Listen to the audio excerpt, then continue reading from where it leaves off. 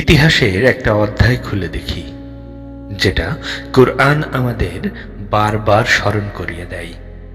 এটা লূত আলাইহিসসালামের জাতির কথা। লূত আলাইহিসসালাম ছিলেন একজন নবী, যিনি নিজের জাতিকে ভালোবাসা আর দয়ার সাথেই বোঝাতে চেয়েছিলেন। কিন্তু তার জাতি এমন এক কাজে লিপ্ত হয়েছিল যে কাজের নজির তাদের আগে পৃথিবীতে ছিল না। তারা আল্লাহর নির্ধারিত সীমা ছেড়ে প্রকৃতির বিরুদ্ধে গিয়ে সমকামী আচরণকে স্বাভাবিক করে নিয়েছিল।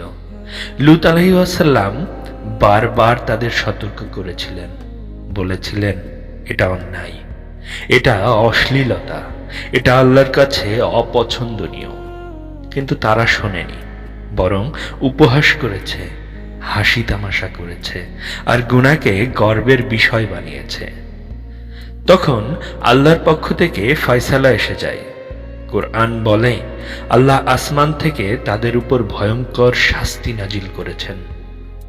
পুরো জনপদ উল্টে দেওয়া হয়, পাথরের বৃষ্টি বর্ষিত হয়, এক মুহূর্তে সব শেষ। এই ঘটনা শুধু শাস্তির গল্প না, এটা একটা সতর্ক বার্তা। যখন কোনো সমাজ গুনাহকে স্বাভাবিক বানায় আর হেদায়েতকে অস্বীকার করে, তখন পরিণতি ভয়াবহ।